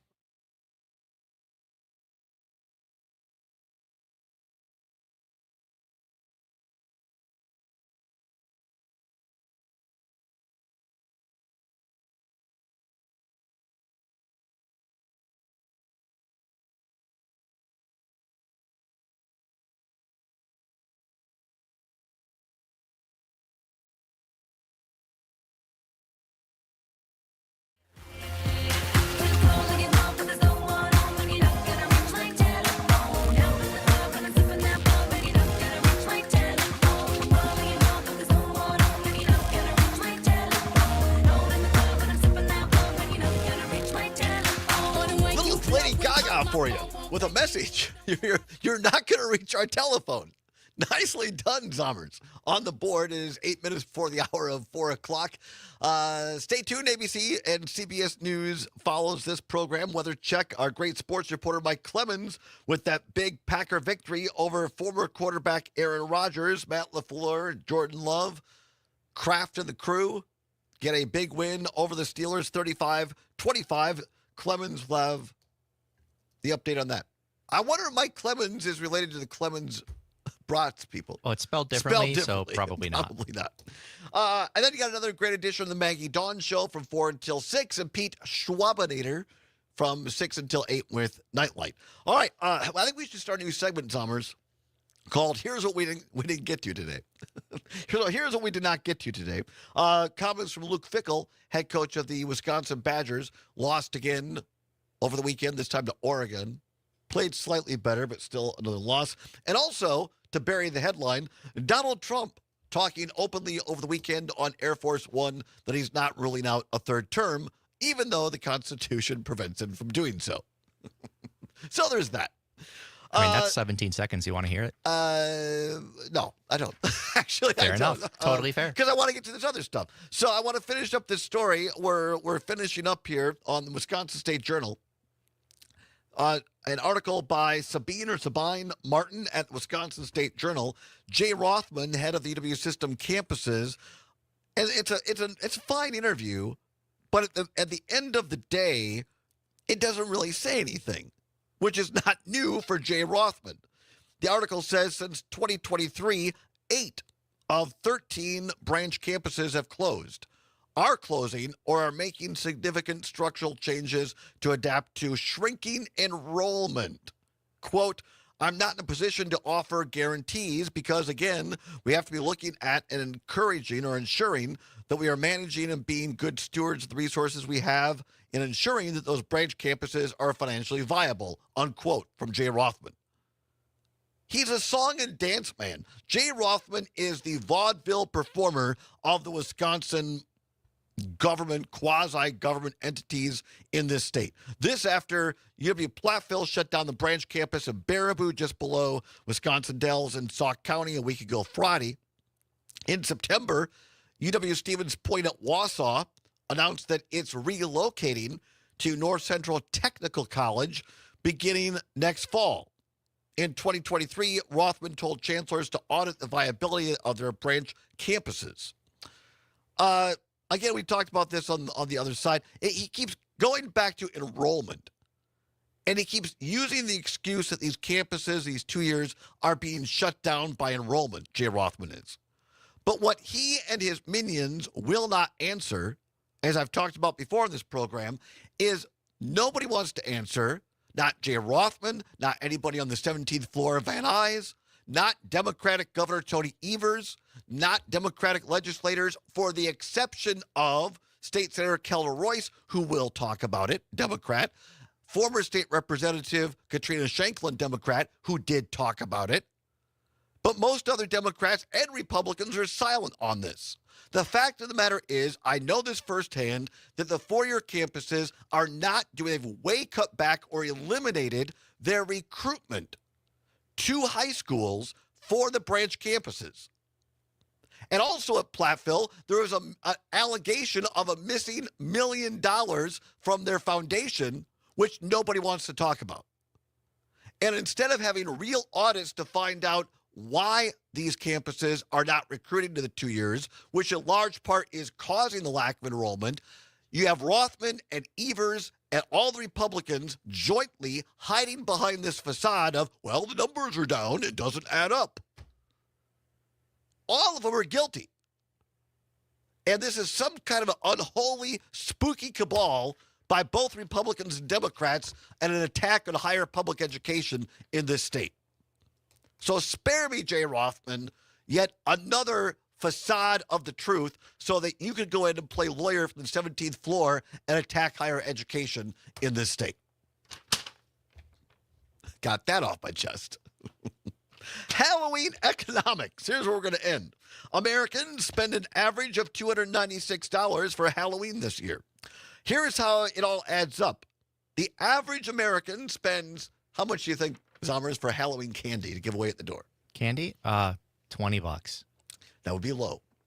58, nearly $60 for candy, the average household. If you have children, how much are you spending in the costume?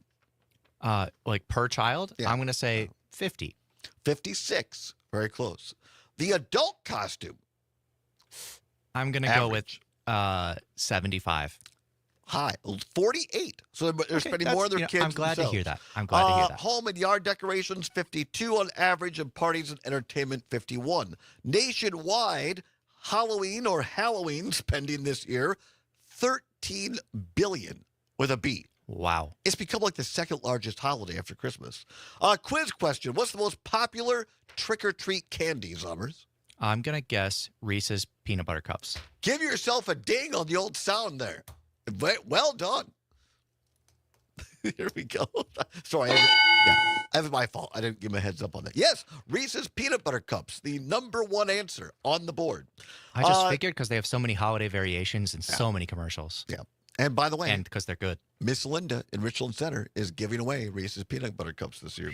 And that's despite steep increases in the price of chocolate candy in the last year. Oh, and here's a final reason why Halloween spending keeps rising. Pet costumes. That's right, pet costumes. The average spending on a pet costume for Halloween, $33. I was going to guess higher than kids. So that Fido and Fluffy can look like something else for Halloween. And be really mad at you for a while. All right, great show today. Many thanks to Jane, Matt, and Aaron. Join her and Greg tomorrow morning from 9 until 11. I'll be with them as well. Many thanks to Aaron Zommers, all you for listening. Maggie Dawn is next. Stay tuned for that. Come on back tomorrow. We'll see you then. Whatever you're fighting for, whatever you believe in, do not give up. Keep banging your drum. See you tomorrow. And they will hear you.